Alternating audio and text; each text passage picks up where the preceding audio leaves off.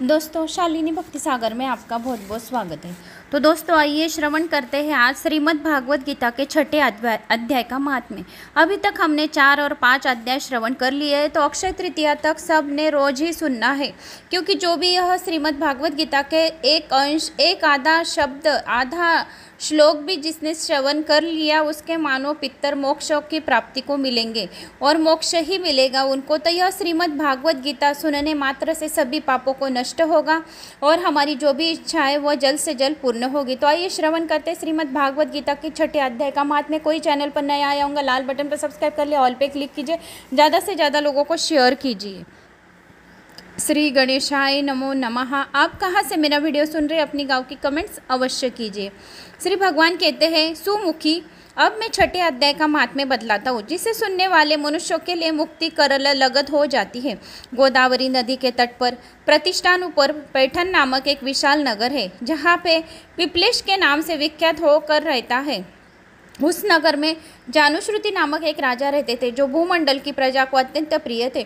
उनका प्रताप मार्तंड मंडल के प्रचंड तेज के समान जान पड़ता था। प्रतिदिन होने वाले उनके यज्ञ के धुएं से नंदनवन के कल्प वृक्ष इस प्रकार काले पड़ गए थे, मानो राजा की असाधारण दानशीलता देखकर वे लज्जित हो गए हो। उनके यज्ञ में प्राप्त पुरोडश के रसाद स्वादन में सदा आसक्त होने के कारण देवता लोग कभी प्रतिष्ठानपुर को छोड़कर बाहर नहीं जाते थे। उनके दान के समय छोड़े हुए जल की धारा, प्रताप रूपी तेज और यज्ञ के धुमों से पुष्ट होकर मेघ ठीक समय पर वर्षा करते थे।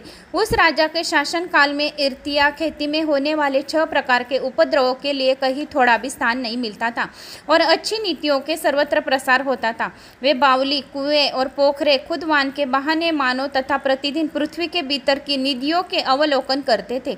एक समय राजा के दान, तप, यज्ञ और प्रजा पालन ने संतुष्ट होकर स्वर्ग के देवता और उन्हें वर देने के लिए आए। वे कमल नाल के समान उज्जवल हंसों के रूप धारण कर अपनी पाखें हिलाते हुए आकाश मार्ग से चलने लगे। बड़ी उतावली के साथ उड़ते हुए वे सभी हंस परस्पर बातचीत भी कर जाते थे। उनमें से भद्राक्ष आदि 2-3 हंस वेग से उड़कर आगे निकल गए।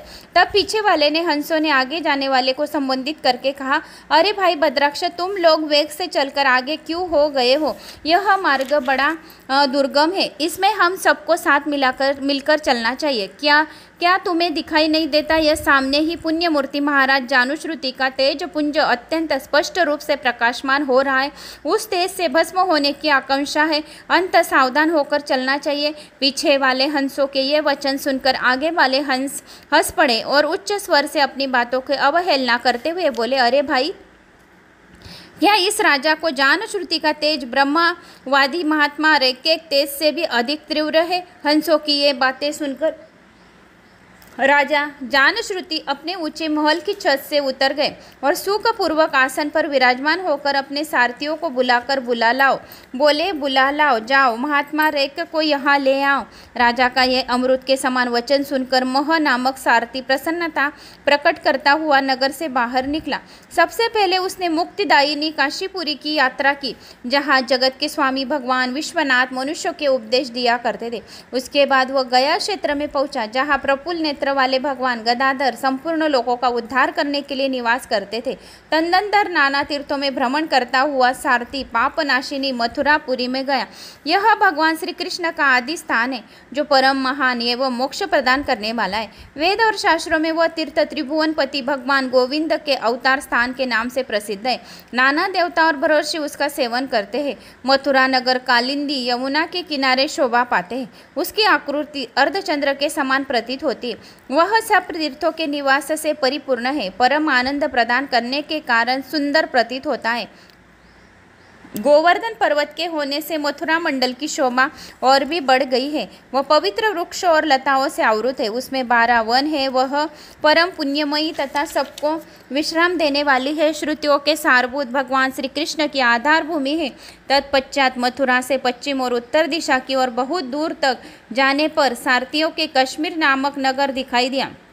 जहाँ शंख के समान उज्ज्वल गगनचुंबी मौलों की पंक्तियों के भगवान शंकर के अट्टहास की भांति शोभा पाते हैं, जहाँ ब्राह्मणों के शास्त्रीय आलाप सुनकर मूक मनुष्य भी सुंदर वाणी और पदों को उच्चारण करते हुए देवताओं के समान हो जाते, जहाँ निरंतर होने वाले यज्ञ धूम से व्याप्त होने के कारण आकाशमंडल मेघा से धुलते रहने पर भी अपनी कालिमा नहीं छोड़ता, जहां उपाध्याय के पास आकर छात्र जन्मकालीन अभ्यास से ही संपूर्ण कलाएं स्वतः पढ़ लेते हैं, तथा जहां मणिकेश्वर नाम से प्रसिद्ध भगवान चंद्रशेखर देहधारियों को वरदान देने के लिए नित्य निवास करते हैं।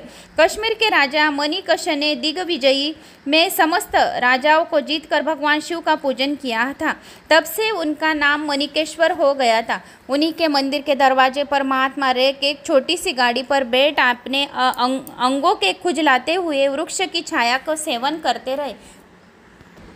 इसी अवस्था में सारथी ने उन्हें देखा। राजा के बताए हुए भिन्न भिन्न चिन्हों से उसने शीघ्र ही रेक को पहचान लिया और उनके चरणों में प्रणाम करके कहा, ब्राह्मण, आप किस स्थान पर रहते हैं? आपका पूरा नाम क्या है?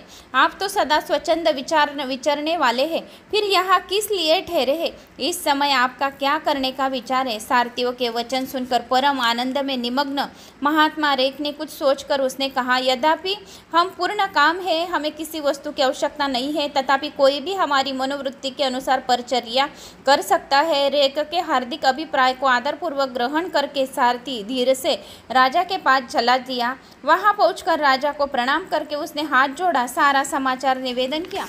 उस समय स्वामी के दर्शन से उसके मन में बड़ी प्रसन्नता थी। सारथी के वचन सुनकर राजा के नेत्र आश्चर्य से चकित हो उठे। उनके हृदय में रेक का सत्कार करने की श्रद्धा जागृत हुई। उन्होंने 2 खचरियों से जुती हुई एक गाड़ी लेकर यात्रा की, साथ ही मोती के हार, अच्छे अच्छे वस्त्र और 1 सहस्त्र गौवें भी ले ली। कश्मीर मंडल में महात्मा रेक जहाँ रहते थे उस स्थान पर पहुंचकर राजा ने सारी वस्तुएं उनके आगे निवेदन कर दी और पृथ्वी पर पकड़कर साष्टांग प्रणाम किया। महात्मा रेक अत्यंत भक्ति के साथ चरणों में पड़े हुए राजा जानश्रुति पर कुपित हो उठे और बोले, रे शूद्र, तू दुष्ट राजा है क्या? तू मेरा वृत्तांत नहीं जानता? ये खचरियों से जूती हुई अपनी ऊंची गाड़ी ले जा, ये वस्त्र, ये मोतियों के हार और ये दूध देने वाली गौवें भी स्वयं ही ले जा। इस तरह आज्ञा देकर रेक ने राजा के मन में भय उत्पन्न कर दिया। तब राजा ने शाप के भय से महात्मा रेक के दोनों चरण पकड़ लिए और भक्तिपूर्वक कहा, ब्राह्मण, मुझ पर प्रसन्न हुई है। भगवान, आपके यह अद्भुत महात्म्य कैसे आया? प्रसन्न होकर मुझे ठीक ठीक बताइए। रेक ने कहा, राजन, मैं प्रतिदिन गीता के 6ठे अध्याय का जप करता हूँ। इससे मेरी तेजो राशि देवताओं के लिए भी दुसह्य है। तदनंतर परम बुद्धिमान राजा जानश्रुति ने यत्नपूर्वक महात्मा रेक से गीता के 6ठे अध्याय का अभ्यास किया। इससे उन्हें मोक्ष की प्राप्ति हुई। इधर रेक की भगवान मणिकेश्वर समीप मोक्षदायक गीता के 6ठे अध्याय का जप करते हुए सुख से रहने लगे। हंस का रूप धारण करके वरदान देने के लिए आए हुए देवता भी विस्मित होकर स्वच्छानुसार चले गए। जो मनुष्य सदा इस एक ही अध्याय का जप करता है या श्रवण कर लेता है, वह भगवान विष्णु के स्वरूप को प्राप्त कर लेता है। इसे तनिक भी संदेह नहीं और वह सभी पापों से मुक्ति मिलती है, सभी पापों से उसको मुक्त होना पड़ता है। तो यह 6ठा अध्याय भगवान श्री कृष्ण ने, श्री अर्जुन ने भी यह 6ठे अध्याय का पालन पोषण किया था और हर रोज हर दिन 6ठे अध्याय का श्रवण करने मात्र से ही पापों से मुक्ति मिलती है। तो दोस्तों, उम्मीद करती हूँ आपको मेरा 6ठा अध्याय अच्छा लगा हो तो एक लाइक ज़रूर करें, चैनल को सब्सक्राइब करें। जय श्री माँ।